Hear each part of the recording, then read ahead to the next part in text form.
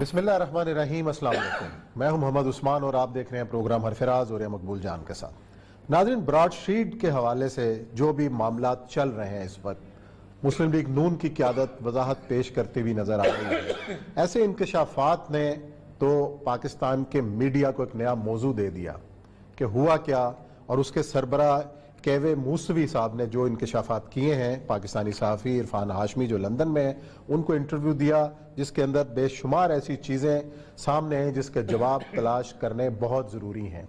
यही है आज का हमारा पहला मौजू, और प्रोग्राम के अंदर जिक्र करेंगे DGISPR की आज की एक इंतहाई अहम प्रेस कॉन्फ्रेंस का, जिसमें उन्होंने 10 साल की कारकर्दगी और जिस तरीके से पाकिस्तान के खिलाफ प्रोपेगेंडा किया गया उसको बेनकाब किया, और साथ ही कुछ सियासत के हवाले से भी बातचीत की है। और PDM को ये कहा है कि आइए, जब आप आएंगे तो आपको चाय भी पेश करेंगे। अब ये चाय कौन सी वाली पेश होती है, इस पर भी बात करते हैं।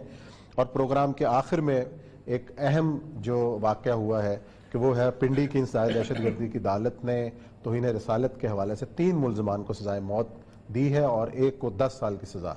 पहली बार हुआ है कि अदालत का फैसला सामने आया है और अदालत के अंदर ही ये तमाम तर केस चला। इसके ऊपर क्या होगा इस पर भी करेंगे बात। बढ़ते हैं अपने पहले मौजू की जानिब।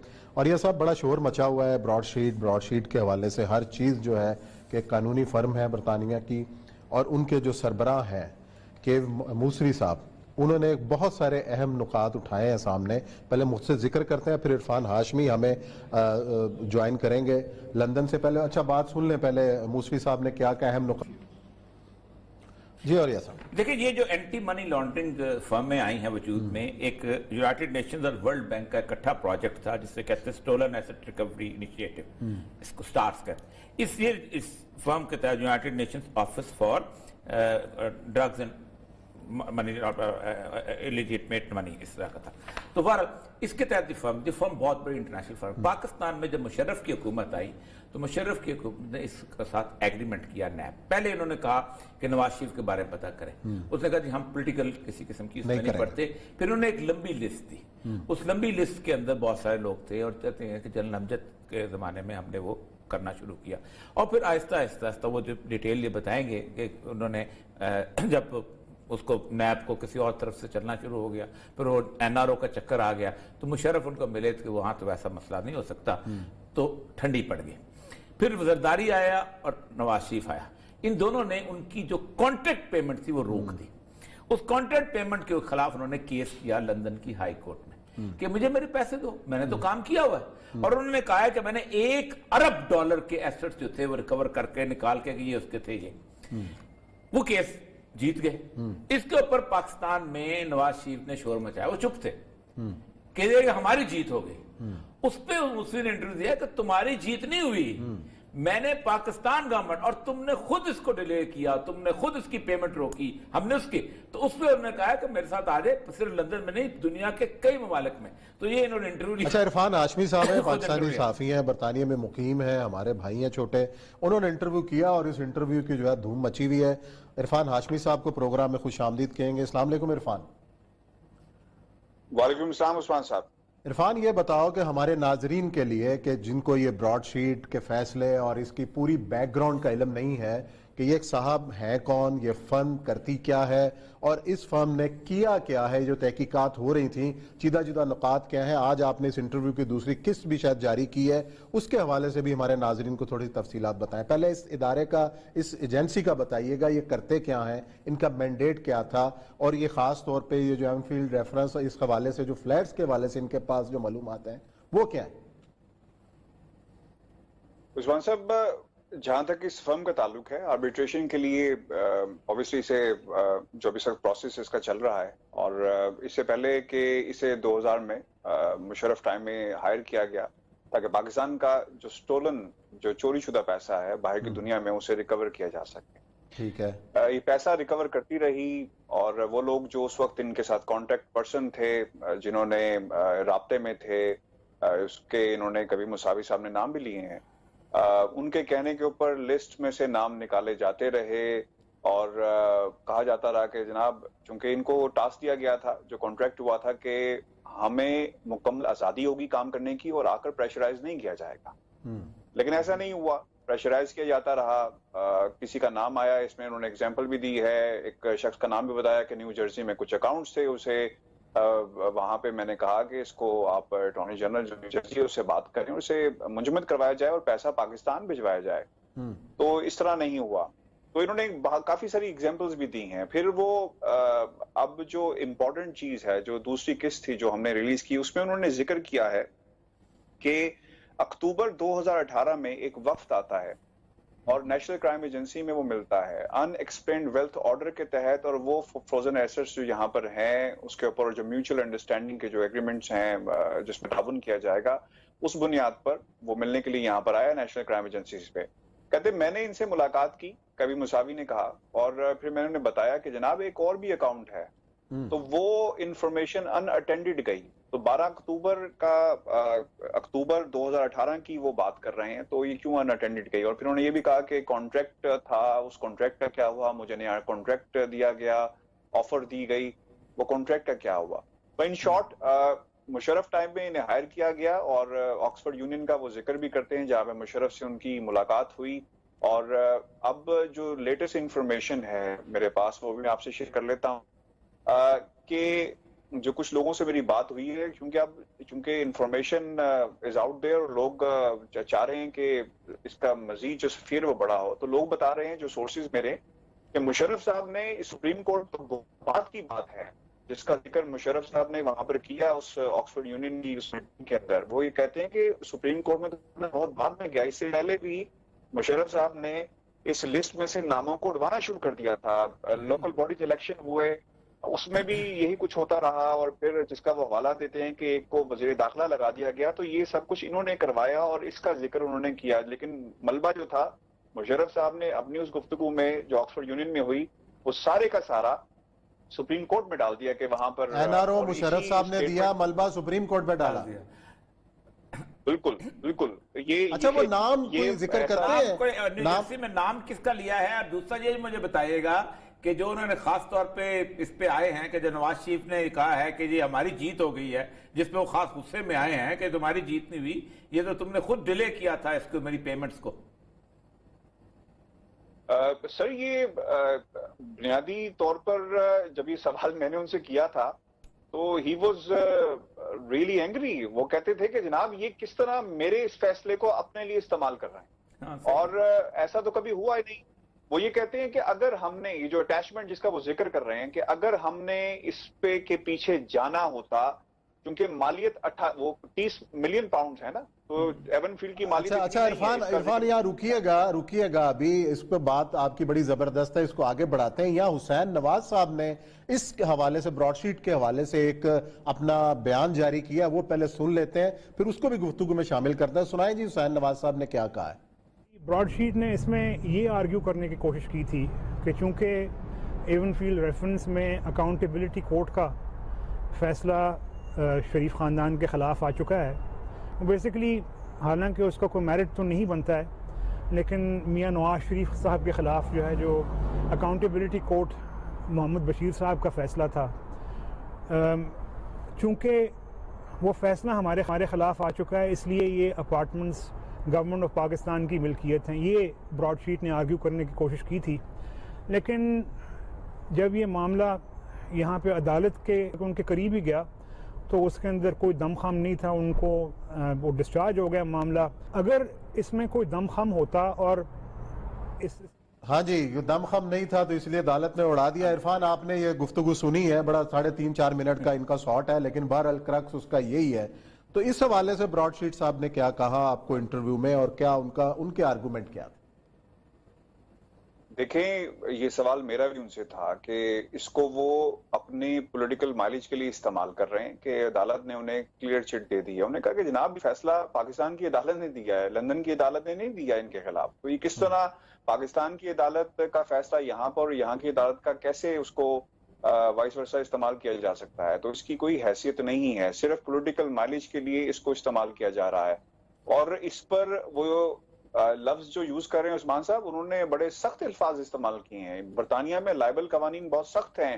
آپ کسی کو چور کہیں گے وہ آپ کو عدالت لے جائے گا. اگر وہ چور کہہ رہا ہے، جو لفظ انہوں نے یوز کیے کوٹ ان کوٹ، اگر ہم انہیں سامنے رکھیں تو آئی بلیو کہ یہ بہت دیر کر دی ایون فیلڈ نے اس میں جواب دیتے ہوئے.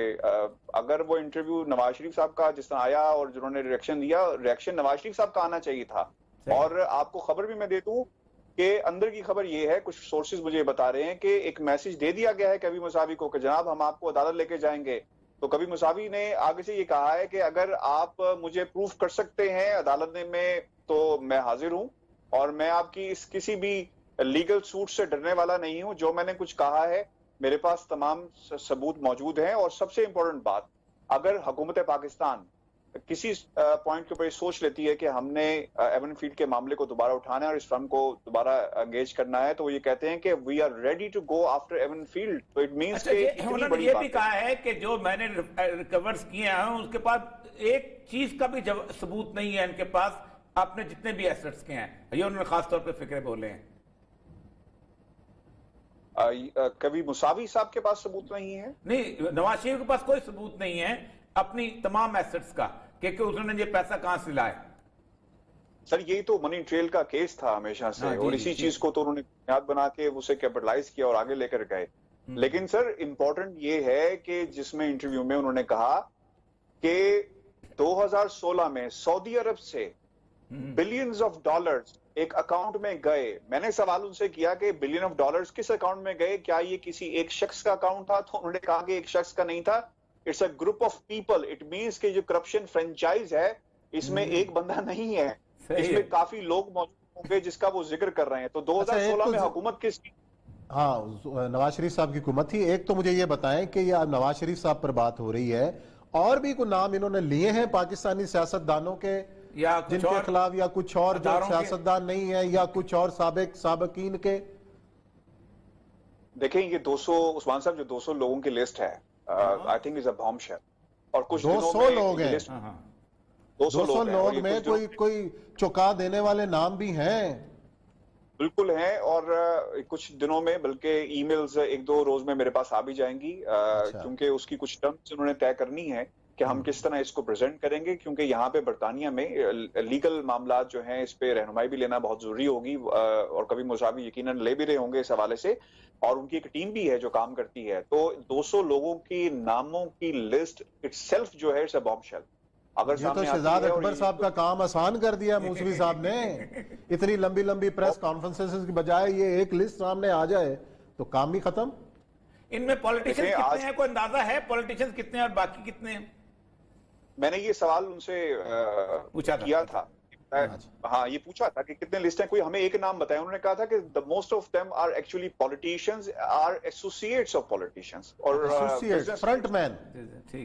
اچھا, یہ جو ویلتھ بتائی جا رہی ہے کہ کتنے ارب ڈالر ہیں کہ جو لوٹنگ منی ہے جو غبن ہوئے ہیں, کوئی اس کی کوئی اماؤنٹ پتہ چل سکی ہے کہ انہوں نے کہا کہ اتنا ارب روپیہ, اتنا ارب ڈالر باہر پڑا ہوا, اتنے ارب پاؤنڈ باہر پڑے ہوئے سٹولن؟ میں نے ان سے یہ پوچھا کہ آپ کو ہائر کیا گیا, انہوں نے کہا جی مجھے ہائر کیا گیا. میں کہا نواز شریف کی برطانیہ میں جو رقم ہے جو سٹولن منی جس کا وہ کہا جا رہا ہے کہ مبینہ طور پر ایسی کوئی پیسے پڑے, انہوں نے کہا نہیں, not in U K, around the world, around the globe, that was the word he used. اور میں نے بھی کہا کہ کیا is only the Nawaz Sharif family around the globe? انہوں نے کہا نہیں جی, it's not only Nawaz Sharif, the other the Pakistan Peoples Party Zardari family کا انہوں نے ذکر کیا. تو یہ صرف ایک فیملی نہیں ہے, اس کا بھی انہوں نے ذکر کیا. اور پھر امپورٹنٹ چیز یہ تھی, انہوں نے کہا کہ ہمیں نیا کانٹریکٹ دیں. ایک شخص سے ملتے ہیں, ایک وفد نیشنل کرائم ایجنسی کی جب میں ملاقات ہوئی تو انہوں نے کہا کہ ایک نیا کانٹریکٹ ڈرافٹ کیا گیا, اور انہوں نے کہا کہ میرے پاس انفارمیشن ہے کہ بلینز آف ڈالرز ایک اکاؤنٹ کے اندر موجود ہیں, اور اگر آپ ہمیں الاؤ کریں تو ہم we can go after that. لیکن جو انفارمیشن ہم نے دی اس کا کیا بنا, کسی نے اس پر توجہ نہیں دی, اور جو ورڈز اس نے یوز کیے, nobody actually moved their fingers, that's what he used. حیران کن چیز ہے. اور اچھا, ہمیں تو ان انکشافات کا اور ان ناموں کا انتظار رہے گا جو آپ نے کہا. ویڈیو ہے اس میں آپ نے کیا کس چیز کو فوکس کیا ہے؟ سر جو سوال آپ کا کیا سر؟ یہ دوسری والی ویڈیو جو دوسرا حصہ آپ نے اس کا کرکس کیا ہے, اور کیا تیسرا بھی ہے کوئی, وہ بھی بتا دیں. سر تیسرا بھی ہے. دوسرے کے اندر تو जो शहजाद अकबर साहब की जो उनसे मुलाकात हुई, और ऑब्वियसली पाकिस्तान के लिए ये बहुत ही इंपॉर्टेंट टाइम था, इतनी बड़ी रकम उसका पे करना, और उस पर जो उन्होंने कहा, क्योंकि मुझे भी सर एज अ पाकिस्तानी ये सवाल जरूर था कि इतना पैसा हम क्यों अदा करें, यानी ये पाकिस्तान की आवाम का पैसा है, इसका क्या बनेगा आपको। उन्होंने कहा क्योंकि डील ये थी कि जब पैसा रिकवर किया जाएगा उसमें से 20% शेयर किया जाएगा, लेकिन ये पाकिस्तान की आवाम का पैसा था। तो उन्होंने कहा कि I am ready to give this money back to Pakistan, मुझसे नई डील करें, नया कॉन्ट्रैक्ट दें, और जो मेरे पास 200 नाम मौजूद है मैं इन नामों के पीछे जाऊंगा। बट उन्होंने ये भी उन्हें कहा कि because Imran Khan is my university fellow, और मेरी उनसे बरतानिया में प्राइम मिनिस्टर बनने से पहले मुलाकात भी हुई है, और मैं उन्हें जानता हूं बड़ी अच्छी तरह से, और मैं इस हुकूमत के साथ काम करने के लिए तैयार हूं, सिर्फ इस शर्त पे कि अगर ये पैसा पाकिस्तान की आवाम को जाएगा, not like what happened in the past. और उन्होंने ये भी कहा कि 2003 की नैब में और आज की नैब में फर्क है, ये मुझे कहा गया था, लेकिन उस इंफॉर्मेशन का, वो बार बार ये एम्फसाइज कर रहे थे कि उस इंफॉर्मेशन का क्या हुआ जो मैंने इनको भी दी थी, और वो पैसा वहां से गायब हो गया। और इम्पोर्टेंट चीज ये है, जो थर्ड हमारा जो आ रहा है सर पार्ट, आज शाम को वो अपलोड हो जाएगा, मैं आपको उसका पॉइंट जो उसमें मेन चीज है बता देता हूँ। He is a deal for the government of Pakistan, जिसमें वो जिसका वो जिक्र कर रहे हैं, और उन्होंने एक ऑफर की है वज़ीर-ए-आज़म पाकिस्तान इमरान खान को अबाउट द स्टोलन मनी, और कैसे रिकवर किया जाएगा, उसका मैकेनिज्म क्या होगा, और किस तरह वो लेकर आएंगे। आई थिंक कि पाकिस्तान की हुकूमत को अगर ये ऑफर मौजूद है तो सोचना चाहिए, क्योंकि इतने बड़े ऑन द रिकॉर्ड अगर कोई शख्स आकर इतना बड़ा रिस्क लेता है, और बरतानिया जैसे मुल्क में जहां पे लाइबल और डेफेमेशन के केसेस बहुत आम है, किसी को आकर कह रहा है, और आपने उस्मान साहब आपने ये जो जवाब सुना है इनका, इसमें कोई इतनी ज्यादा हमें तेजी नजर नहीं आई, और बहुत ही डिफेंसिव था कि नहीं जी वो तो ऐसे था और ये ऐसे था। अगर होता तो कि कहते कि जनाब इन्होंने जो कुछ हमारे खिलाफ कहा है हम अदालत में लेकर जा रहे हैं, और इनके खिलाफ हमारे पास बहुत सारे सबूत मौजूद हैं, और इन्हें साबित करना पड़ेगा जो कुछ कह रहे हैं। तो आई थिंक कि ये जो राउंड था दैट एक्चुअली वन बाय कभी मुसावी, और I think he will be, उन्होंने नॉकआउट कर दिया कंप्लीट। अच्छा, ये जो सबसे मैंने पहले ही आपसे सवाल पूछा था, ये 200 अफराद की जो फहरिस्त है कि इसमें बड़े बड़े नाम, सियासी खानवादे भी शामिल हैं और बहुत सारे लोग शामिल हैं, टोटल जो लूटी हुई रकम है उसका स्पेक्ट्रम क्या है, उसके टोटल है कितना, कितने अरब डॉलर है, कितना है, ये पूछा आपने? Sir, the word he was using, the billions and billions of pounds, billions and billions of pounds. तो इसका मतलब ये है कि billions of pounds, billions of pounds, मैंने कहा ये एक दिन की बात नहीं है, ये ओवर द इयर्स हुआ है। और उन्होंने ये भी कहा कि and something very very alarming for me when you compare the Pakistani government with the government of Mexico. उन्होंने कहा ऐसी सूरत हाल मुझे मैक्सिको में 26 साल पहले भी हुई थी, जब मैं वहां पर वहां की करप्ट गवर्नमेंट के खिलाफ इसी किस्म की इन्वेस्टिगेशन कर रहा था। कहता वहां पर तो इन्वेस्टिगेशन शुरू हो गई थी इरफान, वहां पे इन्वेस्टिगेशन शुरू हो गई थी, लेकिन पाकिस्तान में इन्वेस्टिगेशन शुरू नहीं हुई थी। और आप सर याद रखिएगा, नैब की परफॉर्मेंस के ऊपर ना बहुत सारे सवालात इस इंटरव्यू में कि नैब ने डिलीवर उस तरह अंदाज में नहीं किया जिस तरह कभी मुसावी के साथ जो है वो वादा किया गया, और जो पॉइंट ऑफ कॉन्टेक्ट से इन्हें कहानी कुछ और सुनाते रहे और अमल किसी तरह और करते रहे। चलें जी, बहुत शुक्रिया इरफान, आपने बहुत अच्छी इंफॉर्मेशन दी हमारे नाजरीन को भी कि ये मामला है क्या। अब देखना ये है कि हुकूमत पाकिस्तान इसको किस तरीके से परसू करती है, और अगर बिलियंस ऑफ डॉलर और पाउंड्स बाहर पड़े हुए उसको किस तरीके से मुल्क में लाया जाता है। यकीनन इमरान खान हुकूमत के लिए एक बहुत बड़ा ये चैलेंज है। यहाँ लेते हैं ब्रेक, और ब्रेक के बाद आएंगे और जिक्र करेंगे DGISPR की प्रेस कॉन्फ्रेंस।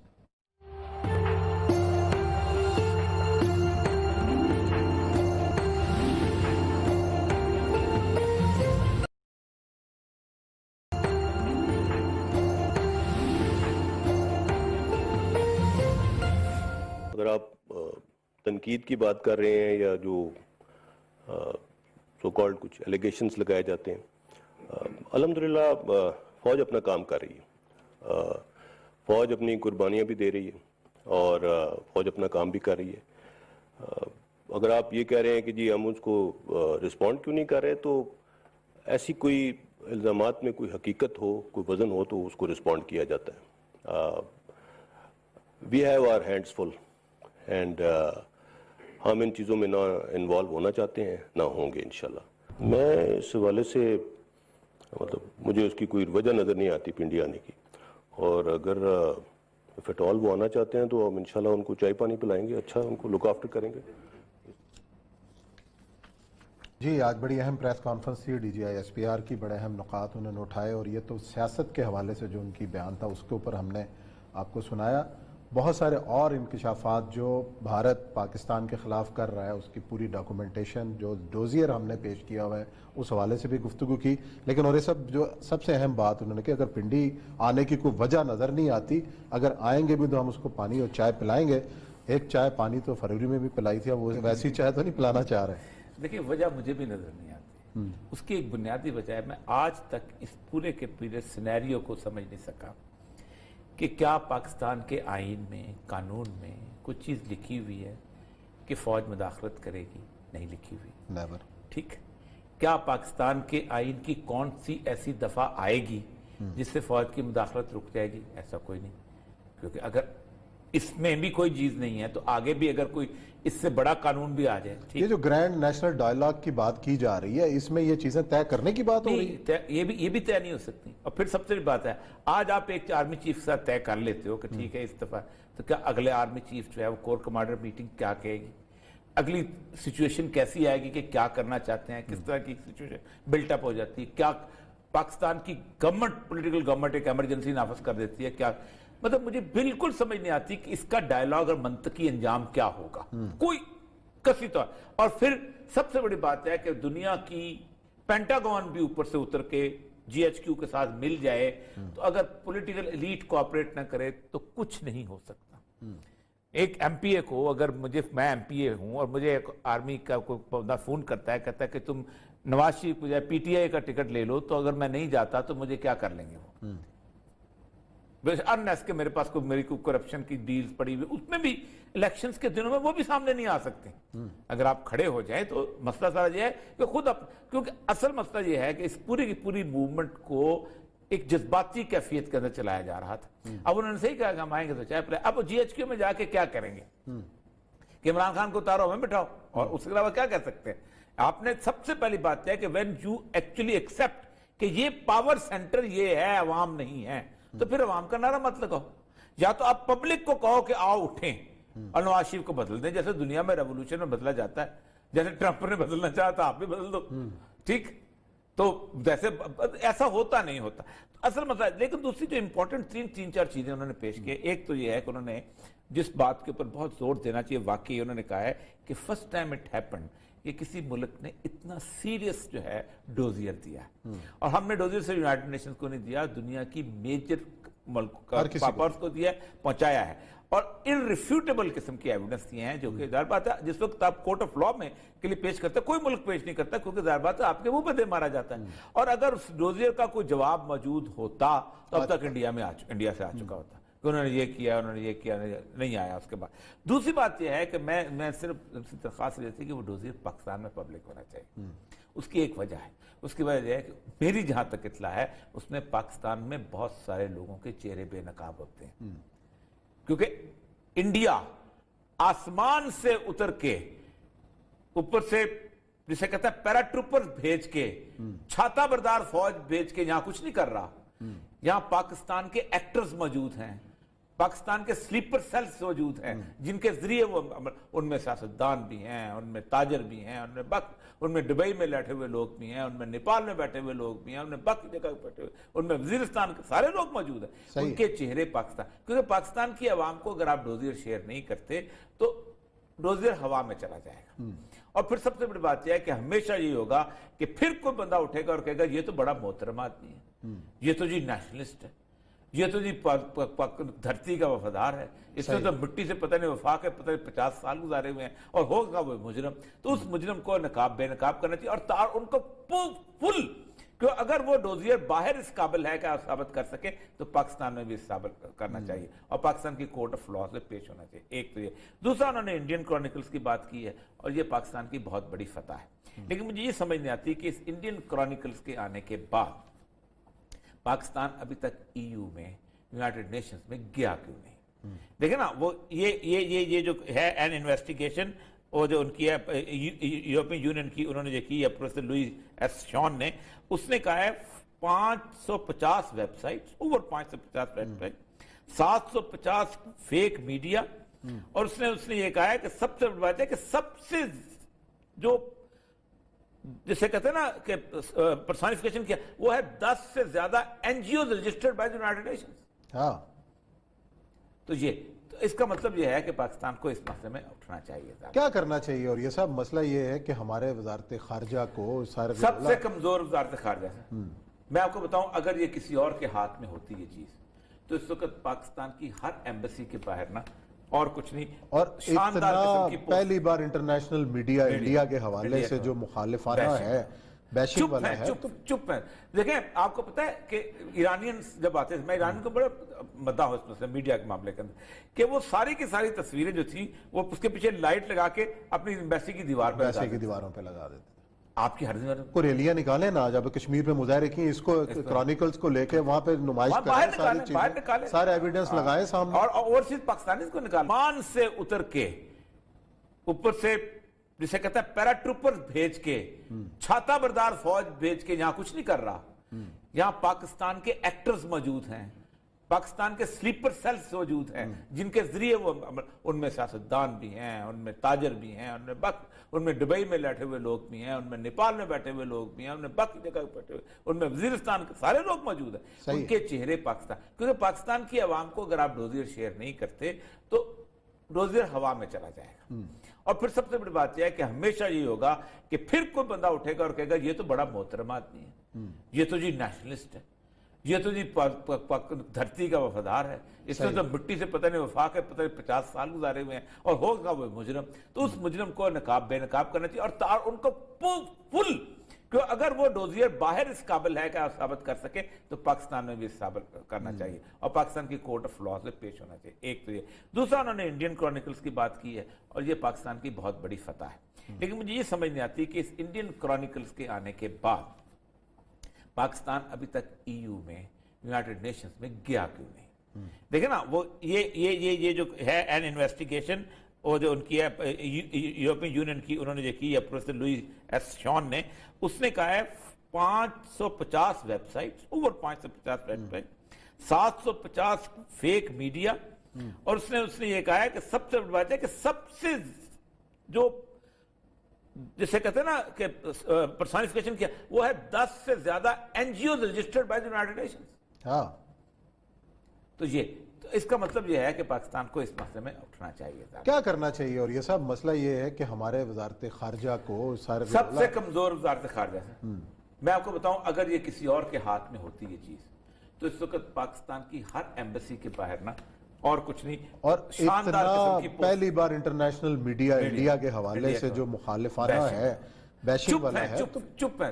देखें, आपको पता है कि ईरानियंस जब आते थे, मैं ईरान को बड़ा मद्दा हूं इसमें मीडिया के मामले के अंदर, कि वो सारी की सारी तस्वीरें जो थी वो उसके पीछे लाइट लगा के अपनी एम्बेसी की दीवारों पे लगा देते। आपकी हर जगह को रैलियां निकाले ना, जब कश्मीर में मुजाहरे की, इसको क्रॉनिकल्स को लेके वहां पे नुमाइश करें, सारे एविडेंस लगाए सामने, और ओवरसीज पाकिस्तानी को निकालना चाहिए, बिल्कुल निकालना चाहिए। और मेरा ख्याल है कि इस तजावीज़ के ऊपर वो गौर भी करना चाहिए वजारत खारजा को। नाज़रीन, लेते हैं ब्रेक, और ब्रेक के बाद आएंगे और प्रोग्राम का सिलसिला जारी रहेगा।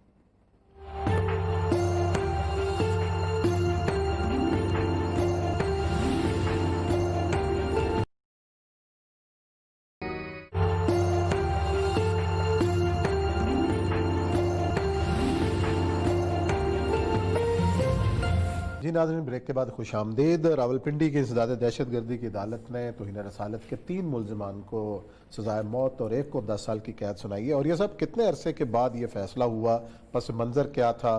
और मेरा ख्याल है अदालत ने जो फैसला किया है, इससे पहले कि लोग कानून हाथ में लेते नज़र आते हैं और अदालत के जरिए, हम कहते हैं हमारी अदालतें फैसला नहीं करती, तो फैसला तो 2017 में आपको याद होगा कि जज हुसैन शौक सिद्दीकी साहब, उन्होंने एक बहुत बड़ा, आपने याद होगा कि बहुत बड़ा इनिशिएटिव लिया था कि सोशल मीडिया के ऊपर जो इतना बड़ा गन चल रहा है, और कई सालों से पेजेस बने थे, बड़ा रोला बने हुए थे बहुत, तो उन्होंने उस पर कुछ लोगों को पकड़ा था, आपको याद होगा। फिर उसके बाद हमने उसके प्रोग्राम भी किया था, एक लड़का था अहमद वकास, उसके कजन को बुलाया था, उसने बताया था ये कौन कौन बैंसा पेज और ये पेज। इसके साथ साथ 1-2 पेजेस और सामने आए थे, और उसके साथ एक दफा एक टीचर की वीडियो पकड़ी गई थी, और उस टीचर जो था वो उर्दू का टीचर था, और क्लास में इस्लामियात की गुफ्तगू कर रहा था, जन्नत की, हूरों का मजाक, फलाना ये वो। تو وہ ہم نے جہاں چلائی بھی تو ٹیچر سے میری گفتگو ہوئی تو میں نے کہا آپ میرے پروگرام میں آ کے تو آپ معذرت کر لیں اس قوم کے اندر معافی مانگیں اور معافی جائز ہے. مطلب میں اس میں بیان کر سکتا ہوں کہ کیسے کیسے لوگوں کو معافی دی گئی ہے. لیکن بہرحال تو وہ ان کو کچھ کہا دیا کوئی مسئلہ ہی کوئی نہیں یار یہ تو ایسے ہی ہے ہم لڑیں گے. اس کے ساتھ 2 اور لوگوں کو سزا ملی ہے جن میں ایک رانا نعمان رفاقت اور انوار احمد ہے. اس میں عبد الوحید بھی ایک صاحب ہیں جو کہ ایاد نظامی کے نام سے جو ان لوگوں نے سب سے غلیظ حرکت یہ کی کہ وہ کتاب جو کہ 1920 میں کہیں چھپی تھی رنگیلا رسول نعوذ باللہ جس میں رسول اللہ علیہ وسلم کی بہت توہین کی گئی تھی جس کو راجپال نے لاہور میں چھاپا تھا تو غازی علم الدین نے اس کو مار دیا تھا جس پہ غازی علم الدین جو تھے وہ مطلب ان کو شہید کر دیا گیا تھا پھانسی دے دی گئی تھی اور علامہ اقبال وغیرہ اس کے 1 مہینے کے بعد جیسے خاکی لے کے آئے تھے لاش سلامت تھی اور یہاں دفن کیا گیا تھا. اس شخص کی وہ کتاب ہندی میں تھی انہوں نے اس کو ترجمہ کیا اور ترجمہ کر کے اس کو چھاپا پیجز پہ ڈالا اس کے پیجز پہ ڈالا.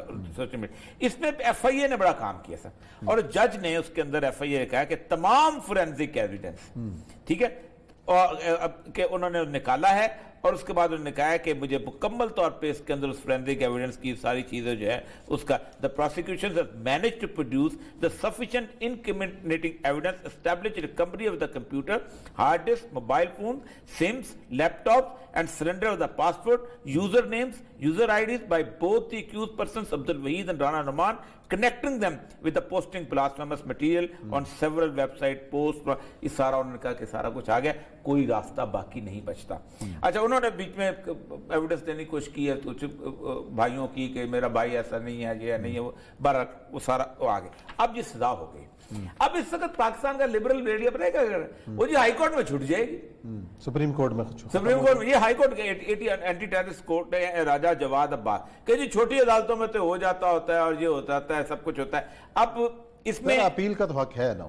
ہاں اس میں میرے خیال ہے کچھ perpetual warrant for the arrest of absconding accused person Faraz Parvez Iqbal Tayyab Sardar اور را کیسر شہزاد خان بھی ایشو. یہ 4 لوگ ہیں جو بھاگے ہوئے ہیں جو اس سارے کے اندر کو ایکیوز تھے اور ان کو رائے بات ہے اگر قوموں لوگوں کو پتہ ہے تو ان کو گرفتار کروانا چاہیے. یہ ہے سر راستہ کہ اگر آپ واقعی ثبوت فراہم کریں تو اس پاکستان میں کوئی اتنا اللہ اور اس کے رسول کو نہ ماننے والا جج موجود نہیں ہے کہ وہ ان کو سزا نہ دے. اچھا اور یہ تو بڑا امپورٹنٹ معاملہ. ایک اور بڑا معاملہ ہوا شٹ ڈاؤن ہوا پورے پاکستان کے اندر بجلی کا اور اس حوالے سے بھی بڑی باتیں کی جاتی ہیں لیکن اگر یہ کسی ترقی یافتہ ملک میں ایسا ہوتا امریکہ میں یا فلانا تو ہوتا کیا ہمارا مجموعی رویہ کیا رہا. 90s میں نیو یارک سٹی میں ہوا تھا 1000 عورتیں ریپ ہوئی تھی لفٹ کے اندر لوگ بند ہوئے تھے ریپ ہوئی تھی اور 2-2.5 گھنٹے سٹورز لوٹ لیے گئے تھے پتہ نہیں کیا تھا. پاکستان کی پوری کو سوائے سوشل میڈیا کے وہ لوگ مجاہد سوشل میڈیا کے نہیں ایسے فکرے کریٹ کر رہے تھے میرا خیال ہے یہ وہ لوگ ہیں جن کے گھروں میں یو ایس پی لگے یو پی ایس لگے ہوئے تھے جنریٹر لگے ہوئے تھے ان کے موبائلوں کی بیٹری چارج تھی. یہ وہ لوگ ہیں تماشبین لوگ. اس غریب آدمی نے کچھ نہیں کیا جو بیچارہ سکون سے پوری رات سویا رہا ہے. اس نے کہا ٹھیک ہے آرام سے بجلی آتی ہے جاتی ہے نہیں آتی. 22 کروڑ عوام میں سے یہ چند شرطیں ہیں لیکن وہ بھی یہاں پہ تھے نا. لیکن اوورآل ہم دیکھیں کرائم کے حوالے سے سڑکوں پر نہیں نکلا کوئی پینک نہیں پھیلا کوئی کچھ نہیں ہوا. یہ کرتے رہے جی وہ ہو گیا یہ ہو گیا. لیکن سر سوچنے کی بات یہ ہے کہ اتنا بڑا جو بریک ڈاؤن ہوا ہے ویسے تو بریک ڈاؤن دنیا میں ہوتے ہیں یہ کوئی نئی اچنبے کی بات نہیں ہے. اگر پاکستان نیوکلیر پاور ہے تو بریک ڈاؤن ہے تو امریکہ ہم سے 50 سال پہلے 70 سال پہلے نیوکلیر پاور بن گئی تھی انہوں نے بم چلا بھی دیا ہوتا تو امریکہ میں بھی نہیں ہونا چاہیے. بالکل ٹھیک. تو میں لوڈ شیڈنگ میں نے سین فرانسسکو میں لوڈ شیڈنگ دیکھی ہے تو ہوتا ہے. یہ ہم فوراً تانا دینے پہ آ جاتے ہیں یہ غلط بات ہے. لیکن یہ بیہیویئر بتاتا ہے کہ پاکستان قوم ایک سٹیبل قوم ہے and we salute this nation کہ اس قوم نے گلگت سے لے کے وہاں تک کوئی شخص نے کوئی ایسا نہیں کیا پینک نہیں پھیلا کے رات ہے. زیادہ تر یہی انہوں نے کیا کہ چاندنی انجوائے کی ہے جب باہر نکل آئے ہیں یا تارے آسمان کے دیکھے ہیں. سارا کچھ شاید لوگوں نے کئی عرصوں بعد شہروں میں لوگوں نے تارے دیکھے ہوں گے کیونکہ لائٹس میں گم ہو جاتے ہیں اور وہ انہوں نے اندر اگرچہ کہ لاہور میں تو خیر تھی لیکن باہر لوگوں نے بہت نیلا آسمان جو ہے بڑے عرصے بعد ہے. یہ بڑی اچھی سی بات ہے. تو میں سر عرض کر رہا تھا عثمان صاحب یہ جو کیس ہے نا اس مائل سٹون اس کی ایک وجہ یہ ہے پاکستان میں یہ جو سوشل میڈیا ہے رسول اللہ صلی اللہ علیہ وسلم کی ذات تو بہت بڑی ہے، انہوں نے کسی شریف آدمی کی بھی عزت نہیں چھوڑی، کسی شریف عورت کی عزت نہیں چھوڑی، بالکل ایسے ہی۔ انہوں نے بہت دکھ پہنچائے ہیں لوگوں کو۔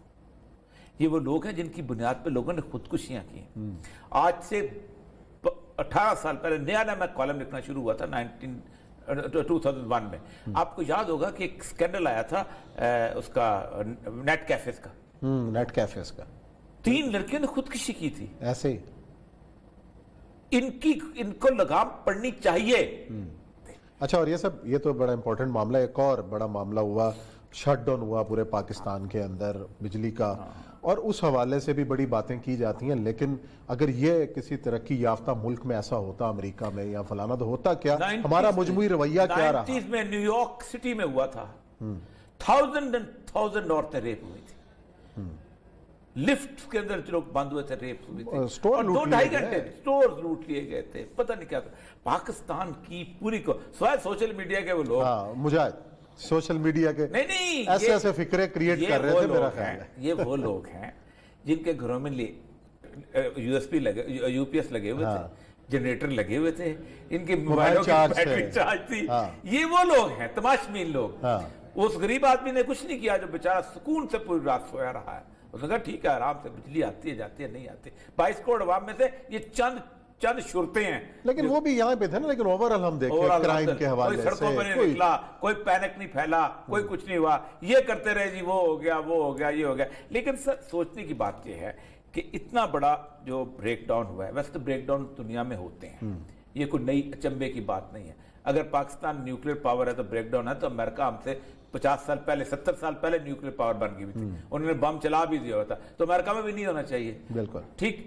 تو لوڈ شیڈنگ، میں نے سین فرانسسکو میں لوڈ شیڈنگ دیکھی ہے، تو ہوتا ہے یہ، ہم فوراً تانا دینے پہ آ جاتے ہیں، یہ غلط بات ہے۔ لیکن یہ بیہیویئر بتاتا ہے کہ پاکستان قوم ایک سٹیبل قوم ہے، and we salute this nation کہ اس قوم نے گلگت سے لے کے وہاں تک کوئی شخص نے کوئی ایسا نہیں کیا کہ پینک نہیں پھیلا کہ رات ہے۔ زیادہ تر یہی انہوں نے کیا کہ چاندنی انجوائے کی ہے، جب باہر نکل آئے ہیں یا تارے آسمان کے دیکھے ہیں، سارا کچھ۔ شاید لوگوں نے کئی عرصوں بعد شہروں میں لوگوں نے تارے دیکھے ہوں گے کیونکہ لائٹس میں گم ہو جاتے ہیں، اور وہ انہوں نے اگرچہ کہ لاہور میں تو خیر دھند تھی، لیکن باہر لوگوں نے بہت نیلا آسمان جہاں بڑے عرصے بعد ہے، یہ بڑی اچھی سی بات ہے۔ تو میں سر عرض کر رہا تھا عثمان صاحب، یہ جو کیس ہے نا، اٹس اے مائل اسٹون۔ اس کی ایک وجہ یہ ہے، پاکستان میں یہ جو سوشل میڈیا ہے، رسول اللہ صلی اللہ علیہ وسلم کی ذات تو بہت بڑی ہے، انہوں نے کسی شریف آدمی کی بھی عزت نہیں چھوڑی، کسی شریف عورت کی عزت نہیں چھوڑی، بالکل ایسے ہی۔ انہوں نے بہت دکھ پہنچائے ہیں لوگوں کو۔ یہ وہ لوگ ہیں جن کی بنیاد پہ لوگوں نے خودکشیاں کی ہیں۔